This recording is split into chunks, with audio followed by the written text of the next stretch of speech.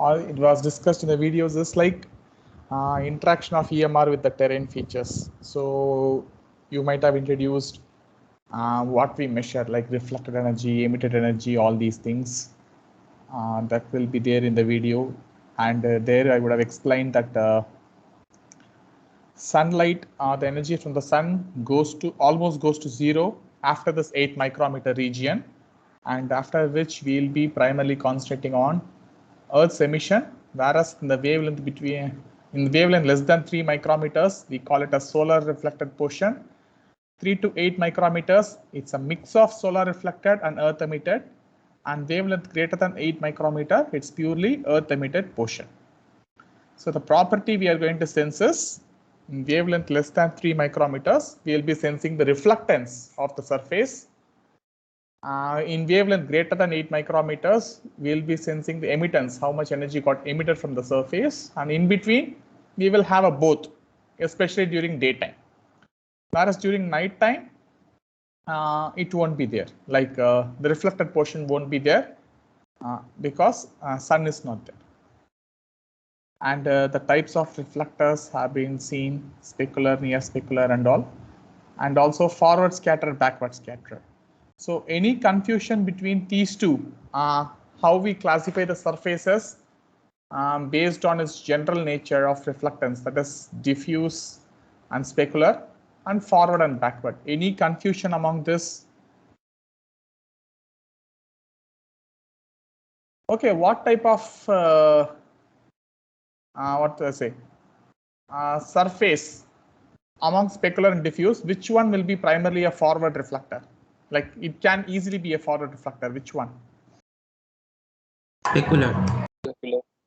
Specular, very good. Yeah, because that's the way defined what is called a forward reflector. Forward reflector means, let us say the energy source is here. So the reflected energy goes in the direction opposite to that of the incoming energy. We call that as forward. Backward means energy is coming in one direction. From the same direction, most of the reflected energy goes back. Okay, so naturally, diffuse surfaces can behave as backward reflectors, whereas specular surfaces has to behave as forward reflectors. Okay, so specular is associated with forward. So this is one based on what to say. One based on the general reflectance condition, specular and diffuse. Most often we use this sort of classification. Sometimes we may also use based on the direction in which reflection happens. Okay, a diffuse also can be like a near diffuse surface, also can be a forward scatter. It can happen. Say sunlight is coming like this. Let us say it's a near diffuse surface. So let us say the primary energy goes in the forward direction. Still, it is diffuse, like near diffuse. However, it's a forward. It can happen. Okay, so it is just based on the direction in which most of the energy is sent. So pretty simple one, and some examples also were shown here. And this is just to let you know that the same objects will look different just based on the direction in which we look. That's the only idea of telling all these things. Okay. Now comes important part in the topic, the Rayleigh criteria for roughness. Whether a surface can be classified as rough or smooth. Smooth surfaces tend to behave in a specular way, and rough surfaces tend to behave in a diffuse manner. And this behavior, whether a surface appears smooth or rough, not only depends on the surface, but also depends on the wavelength under consideration and also on the incident angle. That's what is given in the derivation for Rayleigh criteria. Any doubt in the derivation for Rayleigh criteria? How this thing came up? Is it clear?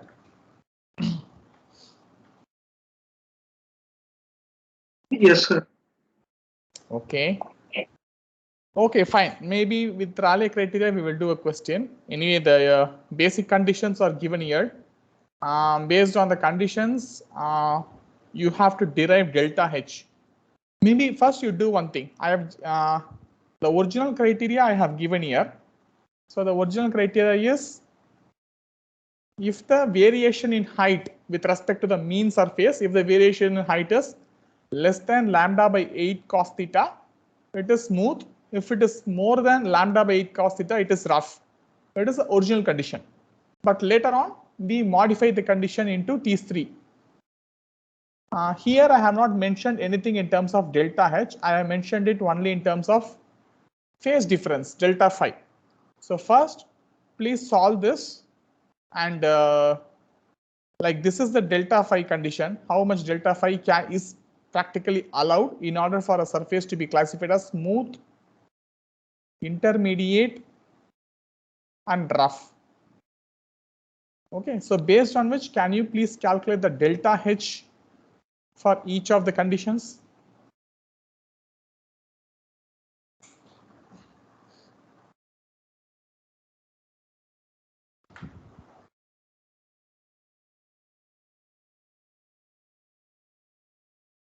Please do it and tell me what is the delta H value for surface to be smooth, what is the delta H value for surface to be intermediate and rough using the modified criteria.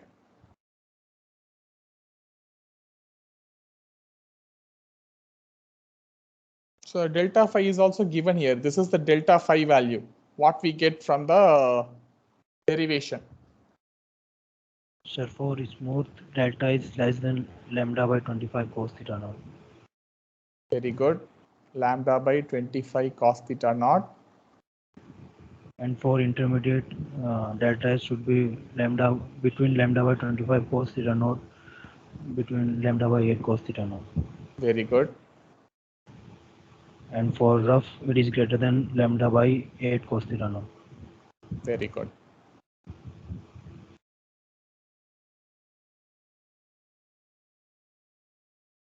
So the conditions are pretty simple. If the delta H is less than lambda by 25 cos theta naught, it is the surface will appear smooth. Between 25 cos theta naught and 8 cos theta naught, the surface is classified as intermediate, and greater than 8 cos theta naught, the surface is classified as rough. Very good. Okay, using this intermediate condition, calculate the delta H required for a surface to appear smooth and rough. Okay, so the question is very simple. There is a surface. Calculate the delta H for it to appear smooth and rough. The wavelength involved is L band in microwave, that is 24 centimeters wavelength. Assume theta naught to be 40 degrees. Okay, so this is the data. Wavelength is L band of microwave, that is 24 centimeters wavelength. Theta naught 40 degrees. With this particular classification, calculate the delta H for a surface for which it will appear rough and then for which it will appear smooth.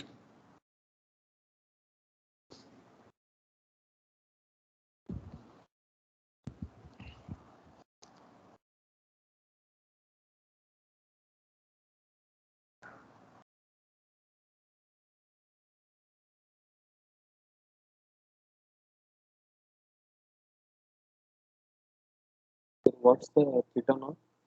40 degrees.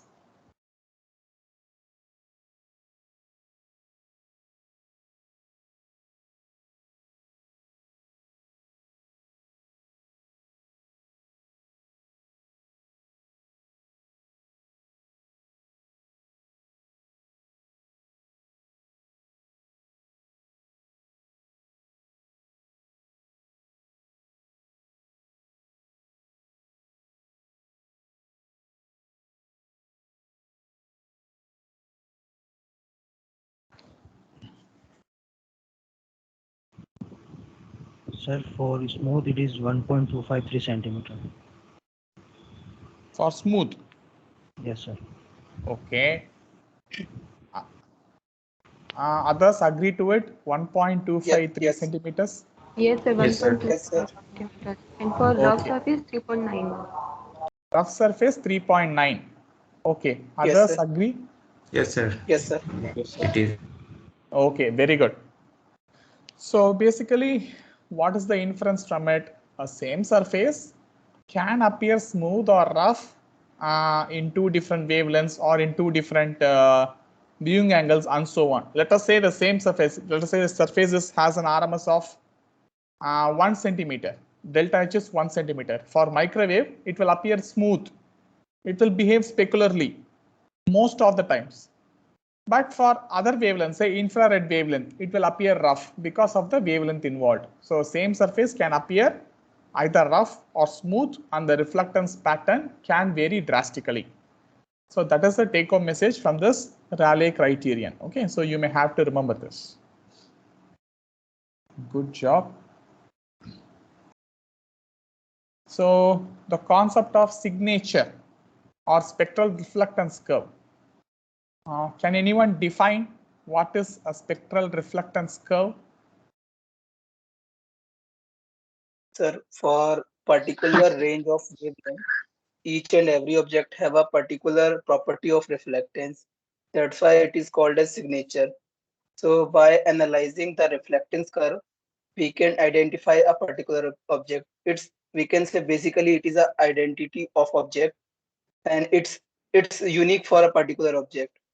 So it basically shows the reflectance which is shown by an object in a particular range of wavelength. Okay, good, Akash. So spectral reflectance curve is generally the plot between x-axis wavelength, y-axis it will be the reflectance, and each and every class of feature will have a typical curve which will have characteristic shape. Okay, though it is called signature, it is not really a signature. That minor difference you should understand. It is loosely defined. Loosely defined in the sense, okay, vegetation, it is going to appear like this. The curve is going to have like a small peak in green, small dip in red, very high value in NIR. So this sort of general trend is going to remain the same among all vegetations. However, the true reflectance value may change. Okay, so if we say it's signature, everything is the same, the pattern, the value, and everything. But here it is same only with respect to the pattern, the shape which it follows. Okay, if there will be a dip in red, there will be a dip in red. If there is an increase in NIR, there will be an increase in NIR. So that pattern will be matched. The true values can differ. However, this pattern itself will really help us to understand what type of feature it is. Just to have like a basic identification of features in remote sensing data sets, the pattern will help. Actually, that's the exercise you did yesterday in yesterday's lab. By looking at the spectral reflectance curve for different features, we may be able to identify what is what. And the thing that I wanted to examine, like for the same class, take 4 or 5 different points and plot it together. It's just to show that the spectral reflectance is not a unique curve. It can vary following the same trend or the same pattern. Okay, so this is kind of really critical concept because the entire remote sensing within this visible and infrared wavelengths, that is less than 3 micrometer wavelength, all the remote sensing that we do hinges on this. Our ultimate goal is getting the reflectance in this. With the reflectance values only, we will be playing around with doing different things. Okay, so if we have reflectance correctly, we can assume we have done remote sensing correctly. So that is the basic concept in wavelength less than 3 micrometers. So essentially, for the next few classes, we will be talking about this particular remote sensing in wavelengths less than 3 micrometers. We will see why the curve look like this for features. All those things basically we will cover in detail. So signature, again, the concept you guys have clearly told, and this is just to show different features will have different patterns, which will help us in identifying that particular figure.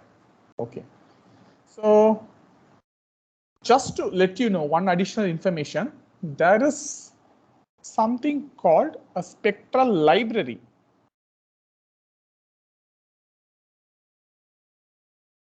So what is a spectral library is, for many different objects on the Earth's surface, say for different types of soil, different types of vegetation, snow, water samples and everything, people have collected this reflectance spectra and they have created like a small documents in which it will have the wavelength, what is the reflectance it will have. They have done it for almost thousands of objects on Earth's surface, say 40, 50 types of soils, different types of vegetation, everything that is freely available. If someone is really interested, you can just Google what is called EcoStress. The name is EcoStress Spectral Library, named after a remote sensing sensor called EcoStress.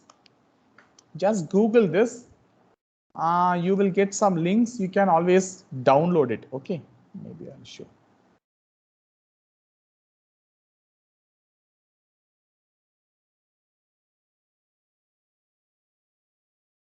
EcoStress Spectral Library.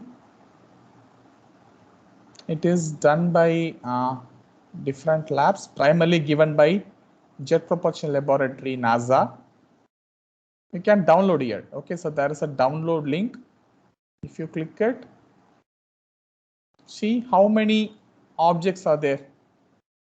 You can like download everything or even all the spectra, 6,139 files. You have to click it and they may ask for you like some small registration, say checkout. You may have to enter all the details in your email address. You will get a link for the thing to download. Okay, so this will be really useful if someone is really interested in analyzing remote sensing data sets. This spectral library will be really helpful. So you can always download and then just what to say, plot. Anyway, it's a text file. You can copy everything in Excel sheet and plot it. Plot and see how different things varies. But remember one thing, this is taken from lab. This is not field based. Most of the things are collected from lab. So it is kind of observed under ideal conditions. So in field, there may be variations due to solar geometry, shadows, atmosphere, many different things. So these spectral libraries are mostly developed in lab conditions. Anyway, they will act as a very good reference for us. How an object will look, what is the reflectance and all, we can know, we can study those properties sitting in the comfort of our home. Okay, so I leave it to you people. Download that particular spectral library, EcoStress Spectral Library, and play with it. Plot for different features and see how things varies. Okay, that will be a good interesting exercise for you to learn basics of remote sensing. So you may want to note the name. So again, I just write the name for if someone missed it. It's called EcoStress Spectral Library. Okay, you can just Google it and get it. That's all. So this slide went fairly simple. Good. I'm happy. And the next set of lectures, next two lectures is once you have understood. Yeah, anyone, any doubts? Yes, sir. Sir, Yeah, spectral reflection curve has any limitations or it can plot anything? I'm not getting your question correctly. Sir, spectral reflectance curve has limitations or not, sir? Yeah, it can plot anything we want. No, basically any object you can plot. Whatever object you need, you can plot a spectral reflectance curve. It is nothing but a simple plot between wavelength and reflectance, right? You need to have that particular equipment. We have an equipment called spectroradiometer. If you have it, you can measure and plot it. I don't think it has certain limitations. Limitation in the sense what you're asking. Sir, I am asking about, sir, we are plotting on vegetation, soil, and other things. So that's why I'm asking we can plot anything. So stone. Yeah. You can plot anything. You can plot anything. So essentially, you have to keep a sample. Whatever the sample you want to collect, keep the spectroradiometer, measure it. That's all. Yes. Okay. And why we talk about soil, vegetation, water, and maybe snow also will come up in later discussions. Basically, they are the major elements which form Earth. Okay, so rocks typically it's nothing but soils, like conglomeration of soils. They tend to follow soil reflectance curve, and vegetation, water and snow, they are the major elements in Earth. So we study that in detail. That's the only reason. But as you can, I just showed in the Spectral Library website, there are 6,000 different files. So many different classes. They have taken reflectance for concrete, stones, rocks, everything is available. Okay. Also, we can do one more thing. Like we means not us, practically not possible to us.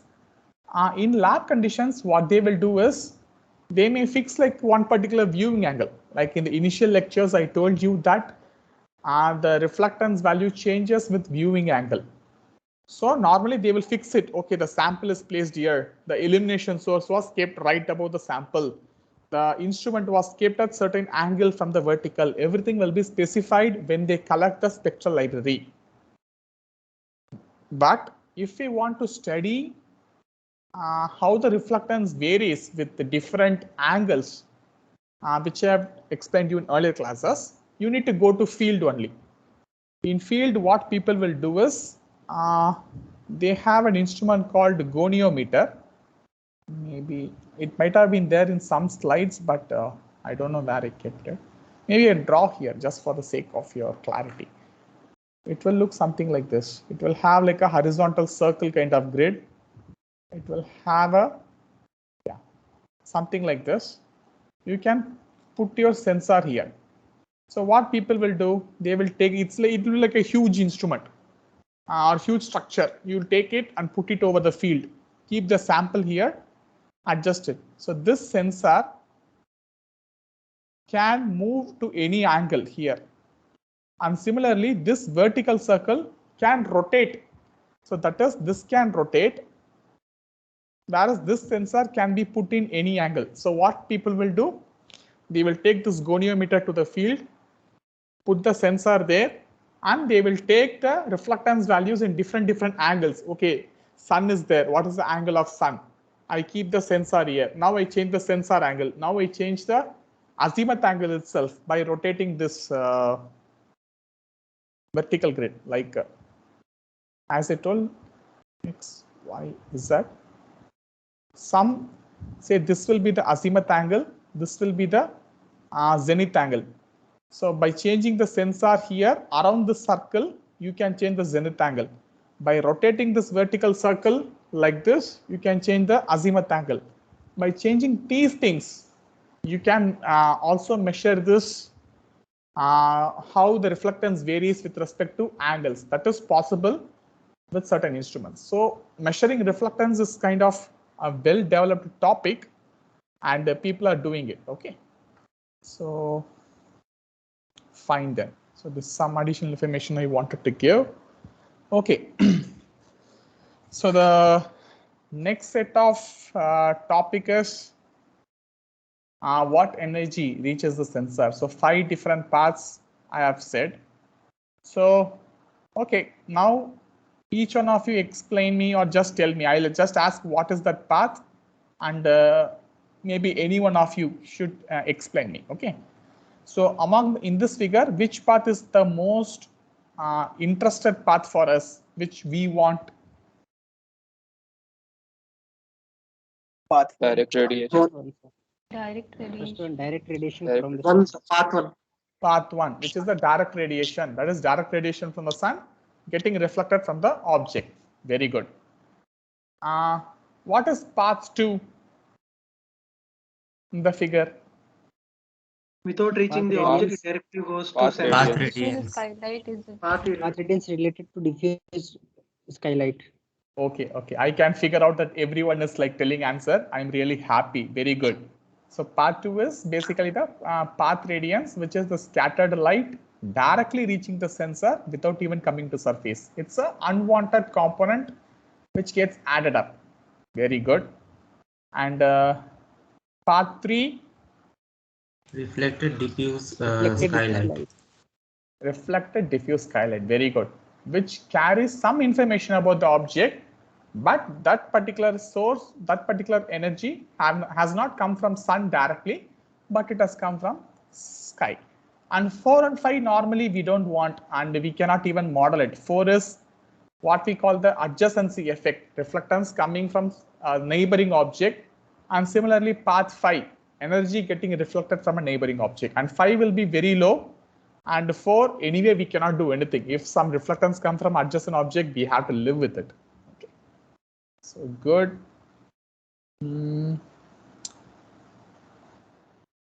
And I think this derivation should be clear to you, how we derived some basic equations. So any doubts in this particular derivation, how we got these terms? Like there are 3 paths we consider. This is path 1, path 2, path 3. And for each path, we are going to derive some basic equations. And for path 1, this is the equation that we derived.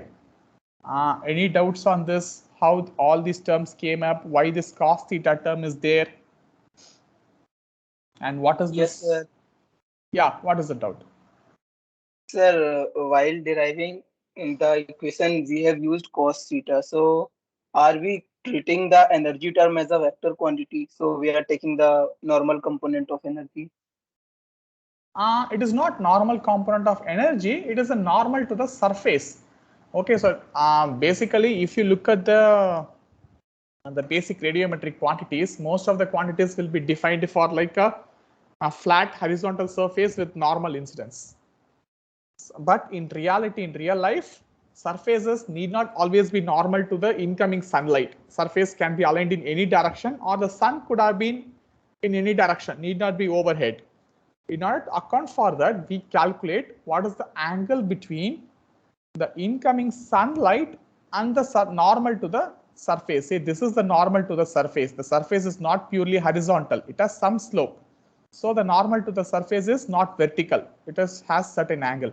With respect to this normal, what is the angle at which the direct solar radiation is coming in? So we measure this. This is to account for the directional effect of sun coming in. Basically, you know, if the sun is directly overhead, you will feel higher amount of energy falling over you. But if it is coming from a different angle, the amount of energy coming in will actually decrease. So in order to account for it, we calculate this particular thing. Yes, sir. So we can say that we are using the normal component of energy falling on the surface. I mean, that is one of the component, because there will be also another component if we use sin theta. No, I won't say you should treat it like that. See, what you are telling us in terms of like splitting the one particular force or one particular energy into two different directions, absolutely fine. Yes. But here the concept is different. Here we are not splitting the incoming energy into horizontal or vertical components. We are not doing that. We are just calculating the energy. Okay. Yes, sir. We can say it as a correction. It is a correction. Yes, it is a correction. Okay. Why it is coming in? Maybe I'll explain you in a slightly different manner. Let us say sunlight is coming overhead, or even leave sunlight. Just take a simple torchlight. Okay, you are in a dark room. You are keeping the torchlight and putting it like this. So what will be the area of spread of energy? That will depend on the particular diameter of the torch which you are using. Let us say this is 10 centimeter in diameter. Let us assume this is when directly placed overhead, and let us say the amount of energy the sun, this particular torchlight is giving us, let us say some 100 units, some random value I am writing it. Okay, some 100 units of energy falling within this 10 centimeter diameter, a circle with a diameter of 10 centimeter. The same torch, if you keep it like with a certain angle, what will happen? The incoming energy will now be spread over a larger area. Say that now the diameter might be, let us say, 15 centimeters. Okay, diameter. The torch is still releasing the same 100 units of energy, but instead of this 100 units of energy falling over 10 centimeter area or 10 centimeter diameter area, you are now getting it over a 15 centimeter diameter circle. So in which case the energy received will be more? Sir, When in it is perpendicular case, in perpendicular, that yes. the intensity will be more. Yes, the energy density, or what we call the radiant flux density, will be more when something is directly overhead to you. So we are accounting for that. The equations that we have developed for calculating, say the Planck's law and everything, what we use here assumes everything is directly overhead. Nothing is coming in an angle. But in reality, this angle can come into picture. Due to the angle, the sunlight can spread over a larger area, ground area, which will reduce the radiant flux density. That is why we are using the cos theta term. It's a correction term. That's the right word Yes, to sir. use. Okay. Okay, sir. Okay. So what you are thinking is right, but you shouldn't use it's a normal component and a horizontal component. You shouldn't talk Yes, like sir. that. You should, here it's a correction term. Okay. Okay. Good. Okay, good that you ask. So this is path 1. Okay, now I think cos theta term is understandable. And why two transmissivities are used, tau v and tau s? Can't we use just tau square? No, sir, because the the energy is traveling from different mediums. Like initially, it is traveling from Sun's atmosphere to the Earth atmosphere, and then after it is the transmittivity between the Earth terrain and the sensor. So there are two different mediums. No, medium is same atmosphere, same layers are there, same troposphere, stratosphere, everything is going to be same. That is not going to be different. What causes this difference? Why are we using tau v and tau s?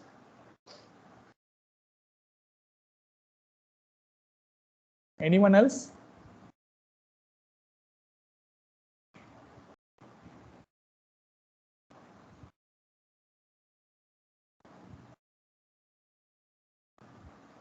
Any answer? I'll be Sir, happy maybe with any answer.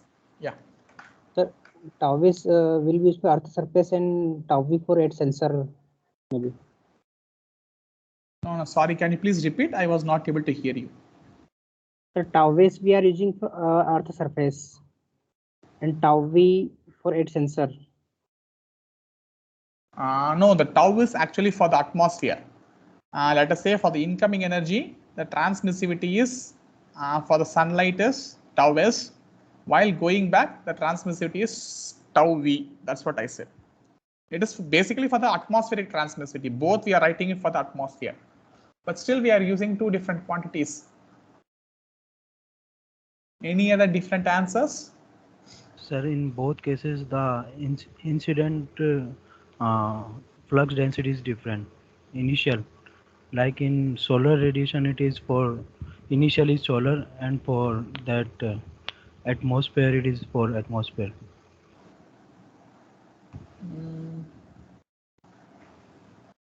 Still not really correct.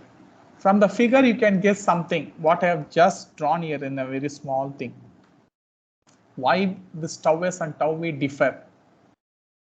In one case, both can be treated equally. At least in theoretically, both can be considered the same in only one particular case.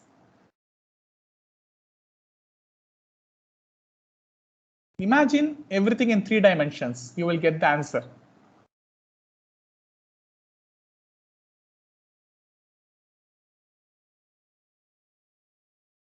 Anyone? Or just try, just telling different answers. At some point, you will get it.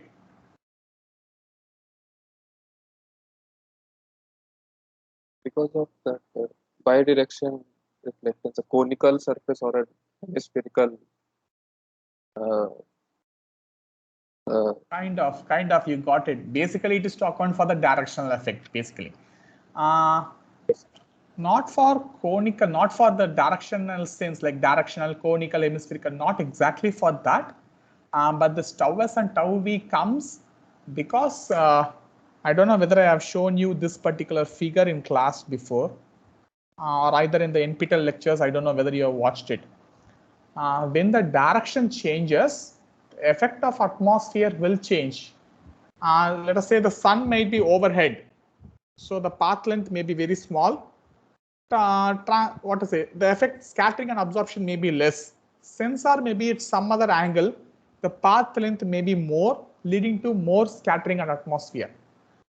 As the viewing angle changes, say sun is here, sensor is here, something can happen. If you imagine in 3 dimensions, sun and the sensor can orient in any possible directions. So essentially, the path length for which the ray has to travel, path length means the distance between sun and earth as well as earth and the sensor. This will vary. Okay. More the path length, more will be the effect of atmosphere. Higher will be the scattering. Higher will be the absorption. That means the tau will come down. So in this particular figure, this middle figure, the sensor is nadir looking. Okay. In this figure, the sensor is looking, let us say the I'll draw here. This is the terrain. This is the sensor. The sensor has 5 different cameras. It's a sensor called MISR. So for one sensor will just exactly look down perpendicularly. One will look in the front direction at 26 degrees. One will look at 70.5 degrees. Similarly, 2 more cameras looking at 26 and 70.5 in the backward direction. So let us say this is the direction in which sensor is traveling. So 5 cameras looking at different angles with respect to vertical and taking the picture.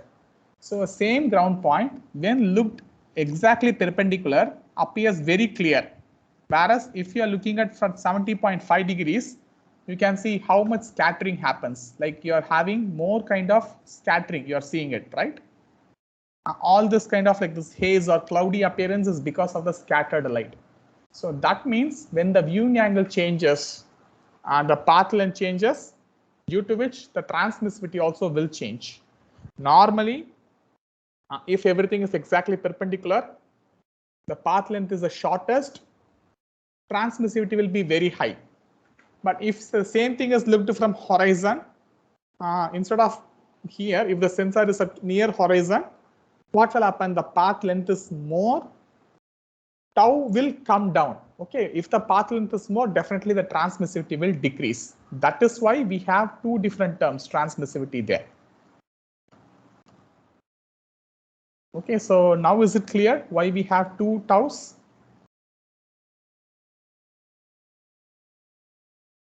Clear or no?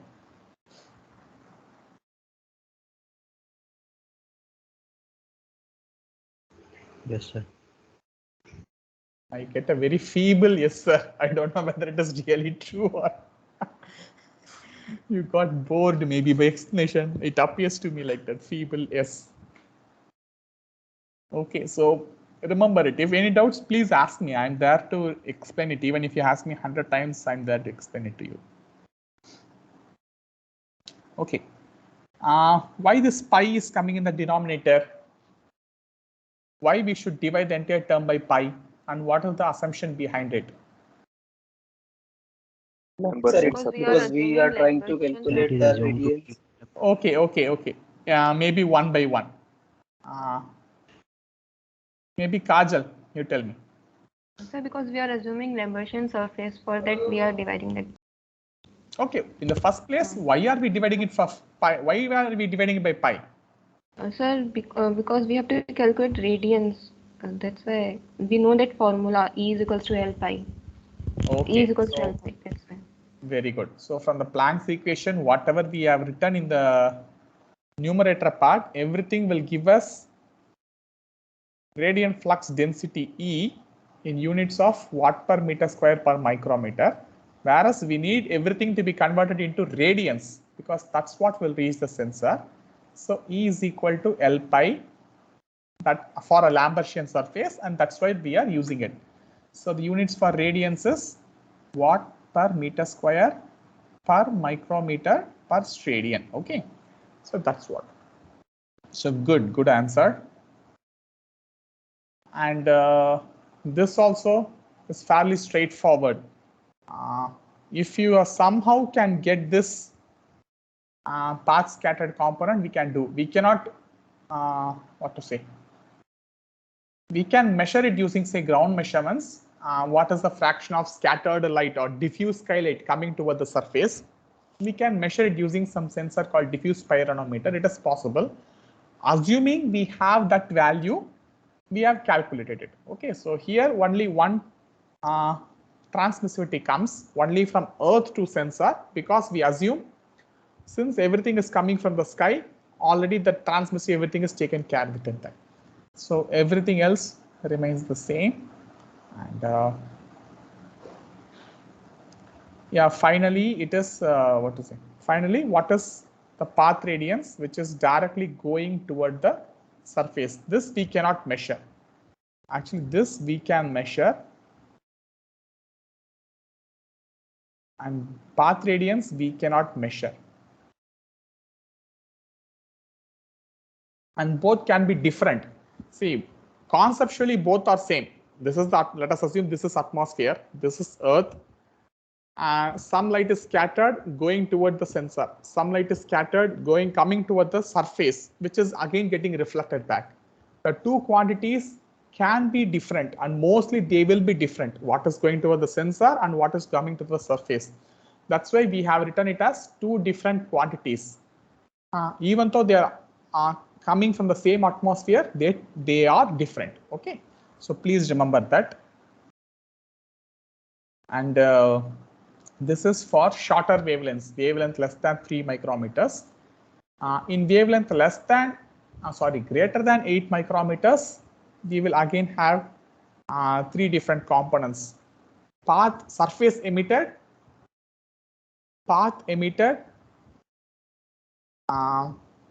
finally atmosphere emitted, surface reflected component. Three terms. Okay.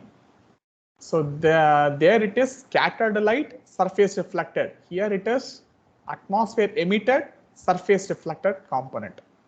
So similar thing, and the similar equations you can write for it. A similar equation you can write for it. Same Planck's law, multiplied by tau emissivity, you divided by pi, you get it. Here are the things clear, or here also any doubts are there?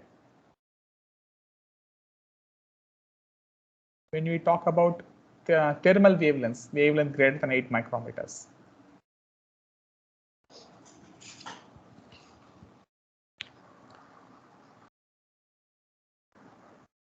Okay, here why there is no tau s?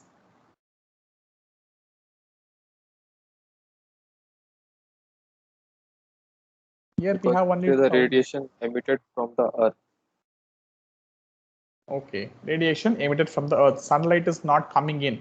So that's why there's no need to consider tau s. Okay, good. So conceptually, it is exactly same as what we did for shorter wavelengths. Only thing is the source is different, and instead of reflectance there, here you have to use emissivity to correct for the Planck's law. So I hope emissivity, you know what is at least the basic definition. In detail, we will see in later classes, thermal infrared remote sensing. And this is exactly the same what we wrote here. What is the atmosphere emitted thing? And it came toward the surface, it got reflected, it went towards the sensor. The reflectance, please remember, here we are talking about wavelengths greater than 8 micrometers. So this is at that particular wavelength. Okay, so here don't confuse between red and thing and all. So what normally remote sensing students will do is, whatever we are seeing as spectral reflectance curve is different. Okay, so it is only under wavelength of less than 3 micrometers. In thermal band and all, we cannot see the reflectance. Reflectance will be very low. We cannot see it in natural surfaces, like what is happening here. So don't confuse the values. So everything, whatever we are talking here, depends on wavelength. They are wavelength specific. So in thermal infrared wavelengths, we will normally know the emissivity of the object. Let us say emissivity is 0.98 of an object. Let us say we are looking at a vegetation, emissivity is 0.98. So there reflectance will be 1 minus 0.98, that is 0.02. So whatever that came in from the atmosphere, a 0.02 fraction of it will be reflected. Very low reflectance, but still it is important to account for it. Okay, so that is why we have.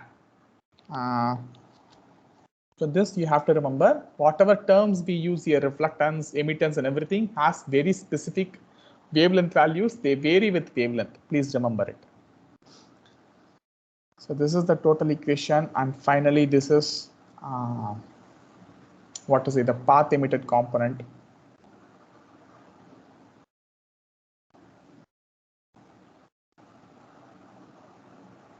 Okay, so this is like the three things. Okay, so now this is the example for at sensor radiance. So what is typically what we observe? Say this dotted line is the actual spectral reflectance curve for vegetation, and the dark black line is the at sensor radiance, what is actually reaches the sensor. You can see both of them are like entirely different because of the effect of atmosphere. Okay, so you need this.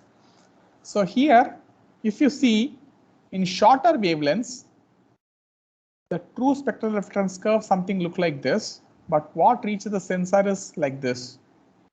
So very high radiance has reached the sensor in shorter wavelengths.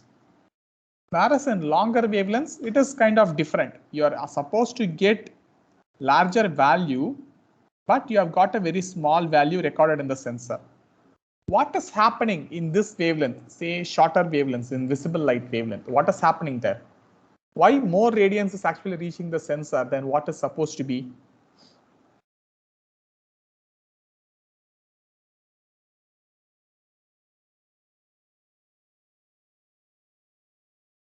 Any good guess why the value is there very high in shorter wavelengths, especially in the visible band? Why this radiance reaching the sensor is very high when compared with other wavelengths? In other wavelengths, it is the opposite. Sir, it is more sensitive to visible rays. Which is more sensitive to visible rays? So sensor. No. It is not like that. Let us assume things are perfect. Sensor is absolutely fine.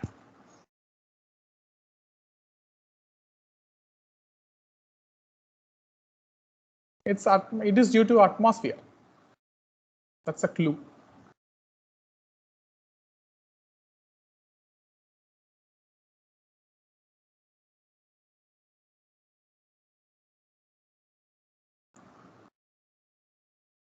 It is the path radiance. See, path radiance is one of the major component of the energy reaching the sensor. And the path radiance is what? Basically the scattered light, right? And scattering we have seen, it is most of the scattering is kind of like Rayleigh. Rayleigh will happen everywhere. That also we have seen. Rayleigh scattering is going to happen whether there is Mie or non-selective also may not happen, but Rayleigh will always happen. And naturally, shorter wavelengths will be scattered a lot, longer wavelength will be scattered less. So in shorter wavelengths, due to high scattering happening in the atmosphere, path radiance also will be more. So shorter wavelength images in blue band and all will be affected a lot. Path radiance will be more. That's why this difference. You are supposed to get a low value, but you got a high value there because path radiance is more due to high scattering in shorter wavelengths. So that is what is happening there. That's why even in standard FCC, like in lab, we told what is called a standard FCC, right?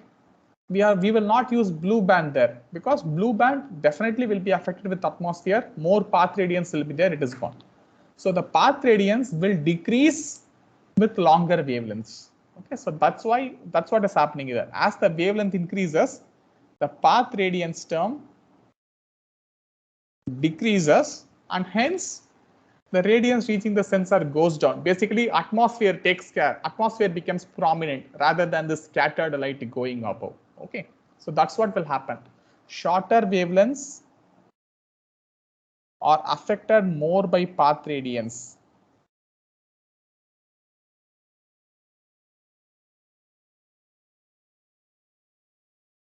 Okay, so this you have to remember in mind.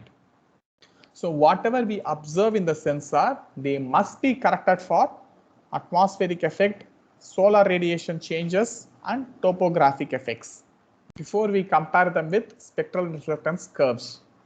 Atmosphere, we know what happens. Scattering, absorption, this path radiance all adds up. Topographic effect, whether surface is flat or at a different angle, that is going to change the reflectance. Everything is going to play a major role. So we have to correct for these effects if we want to derive actual reflectance value. Okay, so what in satellite we will have? We will have the radiance recorded. Satellite will record the radiance from the surface, and this radiance we have to convert it into reflectance values for us to use it further. This is what we normally do in optical remote sensing in wavelengths less than 3 micrometers. Our ultimate goal is getting the reflectance, and we know this is the radiance reaching the sensor. The radiance has several paths. It can be distorted by 3 effects: atmospheric effect, surface topography, and solar radiation changes also will happen. If we account for all these things properly, we can convert this radiance back to reflectance and use it for our further work. So in next set of lectures, we are going to see it, how to get this radiance recorded at the sensor, how to bring it down to reflectance, what all the corrections we have to do. These concepts only we will cover in the next set of lectures. Okay. So here, this is a good example. One more example, how reflectance changes when you see in the viewing angle. This is from the same sensor, MISR sensor. This is for nadir looking, like exactly looking vertically down. And these images for different angles. You can see how this particular water body is appearing in different angles. You are able to see different portions. The color itself changes. Here the reflectance is different. Here the reflectance is different. The viewing angle will cause lot of difference. How the surface is sloping, how the sunlight is oriented, how the sensor is oriented, everything matters a lot. See, this is effect of topography. This image is taken when sun is directly overhead. This is taken during a beginning of winter season when the sun is somewhere here. Sunlight is falling like this from the horizon. You can see how much shadows have come and how different the surface appears because of the mere change in the sun effect. Sensor is looking exactly down. Sensor view angle has not changed, but sunlight changes direction because of seasonal effect. You are getting all these changes. Okay, so these are some of the things you should keep in mind when we work with remote sensing images. Fine then. Any questions? What we have discussed? So at this stage, you people should be really thorough in knowing what actually reaches the sensor. It is the radiance reaching the sensor, and what and all influences the radiance reaching the sensor. You should know that by now. Okay, so please remember the concepts. Atmosphere plays a major role. Variation in sun angle, incoming solar radiation plays a major role. Surface topography plays a major role. We have to correct for all these things. Okay. Any questions? The topics?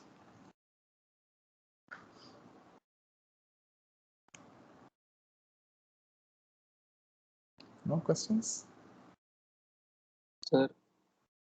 Yes, Chiranjeev.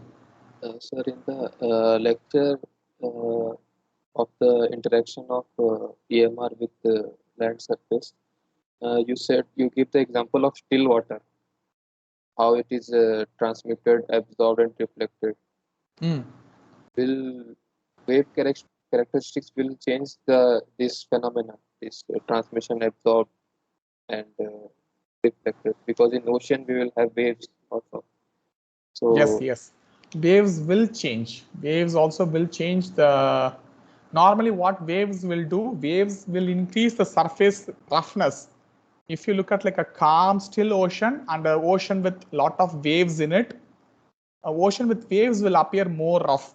That will increase the reflectance. That will decrease the other two energy quantities. So presence of waves will affect the split up of energy. Yes, it will.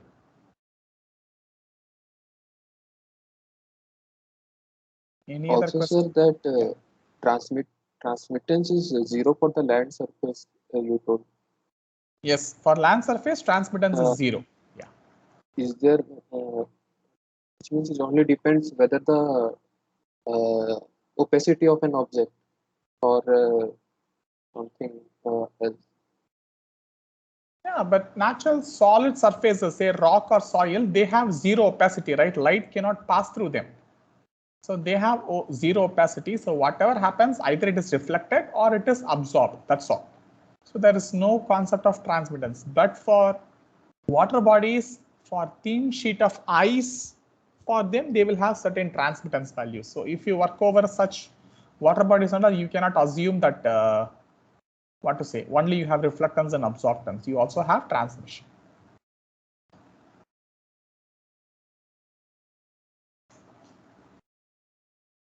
Any other doubts?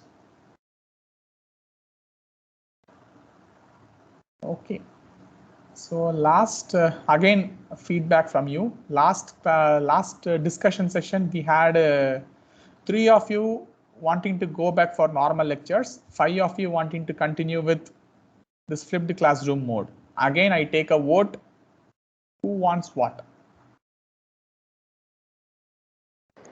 Live, sir. Sushant is live. Okay. Live, sir. Sandeepan is for live. Live, sir. Badal is for live. Okay, good. Rest others? Sir, live. Sartak also. Okay, 4 students towards live class. Okay, since it is now equal, I will switch back to live class. From Monday onwards, we will have live class. But I hope there is no doubt still what is covered, right? You shouldn't feel that you are not understood anything in the last 2 topics we covered. Is everything fine there? From Monday, shall we start a new topic? Yes, sir. Yeah, Sushant, you're about to tell something. Yeah. Yes, sir. These concepts are clear, sir. These classes also. No problem. Okay. Okay, fine. Okay, so if everyone agrees, from Monday we will switch back to live class. Okay, that's what at least 4 students, 50% wants live. So we will switch back to live class, and we will start from a new topic. Different set of corrections you will start seeing from Monday. Okay. So is it fine with all of you? We'll switch back to live class mode. Yes, sir. Yes, sir. Okay. Okay, so now Akash, Kajal, everyone agreed. Last class you both like supporting flipped classroom. Okay, so fine. We will go with live. If at any point you want to feel the teaching mode, let me know. Or if sometimes I may be stuck with meetings, then I may ask you to watch a video and all, because next 2 to 3 weeks I'm extremely busy in some other work. So based on time, mostly I will take live classes. 99% I'll take live classes. Don't worry about it. Sometimes I'm really occupied. I may ask you to watch 1 or 2 videos. That's it. Okay. But from next Monday onwards, you will switch to live class. Okay, guys. Then see you then. And we will meet again on Monday for a normal class. Okay. Thank you, sir. Have a good weekend. Bye-bye. Yeah. Yes, sir. Thank you, sir. Thank you, sir.